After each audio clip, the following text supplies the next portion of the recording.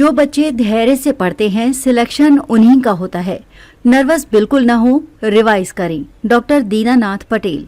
मई में पहले रविवार को होने वाली नीट परीक्षा को लेकर तैयारी करने वाले छात्रों में जहां एक और उत्साह है, तो वहीं कुछ छात्र काफी नर्वस भी महसूस करने लगे हैं। ऐसा नहीं है कि उन्होंने पढ़ा नहीं है, लेकिन ये सोचते हैं कैसे होगा। देश की तीसरी बड़ी पार्टी नीट की तैयारी को लेकर राजीव दीक्षित करियर इंस्टीट्यूट के संस्थापक एवं प्रबंध निदेशक डॉक्टर दीनानाथ पटेल ने बताया कि छात्रों को बिल्कुल नर्वस नहीं होना चाहिए। अभी परीक्षा में करीब 2 महीने का समय है। ये बहुत ही महत्वपूर्ण समय है। इस समय जो बच्चे धैर्य से पढ़ते हैं सिलेक्शन उन्हीं का होता है। नर्वस बिल्कुल ना हो, रिवाइज करें। रिवीजन सबसे महत्वपूर्ण चीजों में से एक है, जिस पर बच्चों को नीट की तैयारी करते समय ध्यान देना चाहिए। आपको नियमित रूप से रिवीजन करना चाहिए, भले ही आपने किसी विशेष टॉपिक, कॉन्सेप्ट या विषय में महारत हासिल कर ली हो। रिवीजन करते समय आपको महत्वपूर्ण और कमजोर क्षेत्रों पर ध्यान केंद्रित करने की आवश्यकता है। साथ ही अभिभावकों को छात्रों के ऊपर अधिक प्रेशर नहीं देना चाहिए। एनसीईआरटी की किताबों के अलावा विशेषज्ञों और टॉपर्स की किताबों से भी तैयारी करें। नियमित रूप से मल्टीपल चॉइस क्वेश्चंस हल करें। नीट सैंपल पेपर और पिछले साल के पेपर्स सॉल्व करें। नीट मॉक टेस्ट दें। समय प्रबंधन के लिए मॉक टेस्ट में हिस्सा लें। रिवीजन करते समय ज्यादा ध्यान कमजोर विषयों और टॉपिक्स पर दें। एग्जाम से पहले कम से कम 2-3 बार सिलेबस का रिवीजन करें। एग्जाम से 1-2 महीने पहले मॉक टेस्ट और पुराने पेपर सॉल्व करना शुरू कर दें। तनाव कम करने के लिए योग, ध्यान और व्यायाम करें। पॉजिटिव सोचें और आत्मविश्वास बनाए रखें। बताते चलें कि राजीव दीक्षित करियर इंस्टीट्यूट बस्ती जनपद के हरैया में डॉक्टर दीनानाथ पटेल ने ग्रामीण बच्चों को MBBS के उद्देश्य से स्थापित किया था, जिसका परिणाम बहुत ही शानदार आया। प्रत्येक वर्ष 5 से 7 बच्चों का चयन नीट में होता आया है। आज राजीव दीक्षित करियर इंस्टीट्यूट में दिल्ली, बिहार, गोरखपुर सहित अन्य जगहों के छात्र छात्राएं प्रवेश लेकर अपना भविष्य संवारने का प्रयास कर रहे हैं। डॉक्टर दीनानाथ पटेल कहते हैं कि डॉक्टर बनने के लिए बहुत अधिक पैसे की जरूरत नहीं होती है। जरूरत होती है तो आत्मविश्वास की, पढ़ने के लगन की। कारण ये है कि जब आप नीट परीक्षा निकाल लेते हैं और मेडिकल कॉलेज मिल जाता है तो 1 लाख प्रतिवर्ष के हिसाब से MBBS करके आप डॉक्टर बन जाएंगे। आइए देखते हैं रिपोर्ट। 5 मई से नीट की परीक्षा शुरू हो रही है, तो इसमें बच्चे कैसे तैयारी करें, कुछ टिप्स दी। इधर 5 मई का मतलब लगभग जो है 2 महीना है, तो कुल मिलाकर के ये समय बच्चों के लिए बड़ा ही महत्वपूर्ण समय है। इस समय बच्चे ज़्यादातर फ्रस्ट्रेट हो जाते हैं। उन्हें लगता है कि शायद मेरी तैयारी नहीं सही है, इस बार शायद सिलेक्शन नहीं हो पाएगा। तो ये लगभग मुझे लगता है कि जो भी बच्चा होता है उसके साथ होता है, क्योंकि किसी को ये नहीं पता होता है कि उसका सिलेक्शन हो ही जाएगा।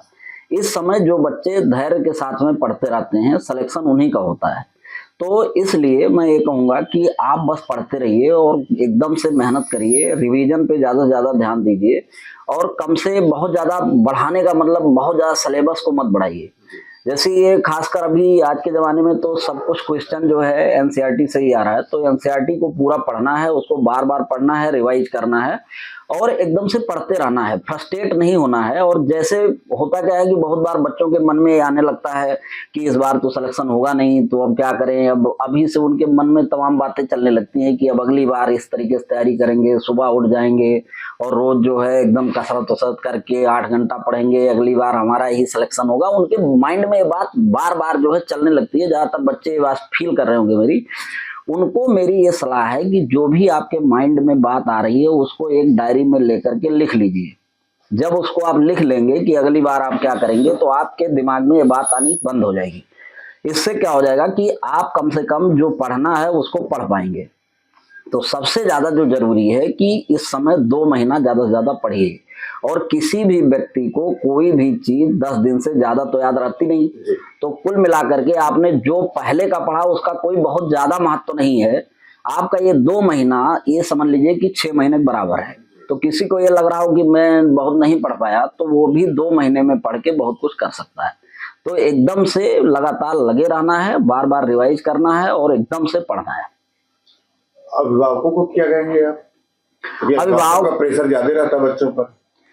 देखिए, अभिभावक तो पहली बात प्रेशर ना बनाए, क्योंकि ये छोटा मोटा काम नहीं है। और जिन बच्चों पे प्रेशर बनाते हैं उनसे जो है बड़ी समस्या होती है। बच्चे प्रेशर में आकर के जो कुछ कर सकते हैं वो भी नहीं कर पाते हैं। तमाम बच्चे सुसाइड भी कर रहे हैं। इसलिए अभिभावकों को तो ये कहना चाहिए कि भाई आप जो कर रहे हो करो, हर आदमी नहीं बनता, हमको कोई टेंशन नहीं है।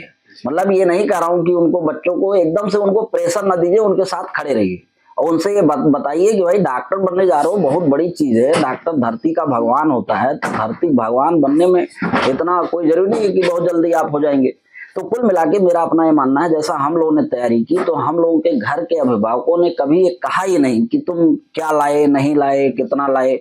वो तो केवल यही कहते थे, अरे यार नंबर बढ़ रहा है तो कभी न कभी पहुंच ही जाओगे, टेंशन ना लो, और पहुंच जाओगे तो भी ठीक है, नहीं पहुंचोगे तो झोला छाप तो बनी जाओगे। तो इस तरीके की मानसिकता के साथ अगर अभिभावक अपने बच्चों के साथ खड़े रहेंगे तो निश्चित रूप से बच्चे बहुत अच्छा करेंगे। जो भी बच्चा पढ़ाई कर रहा है उसका उद्देश्य है कि वो अच्छा करे, करना उसे ही है। अब उसके ऊपर अगर आप चढ़ जाएंगे तो वो तो और टेंशन में आकर के जो कुछ कर सकता है वो भी नहीं कर पाएगा। बेबाक खबरों के लिए हमारे YouTube चैनल को सब्सक्राइब करें। देश प्रदेश एवं स्थानीय खबरों के लिए हमारे वेबसाइट www.bntlive.com पर लॉगिन करें।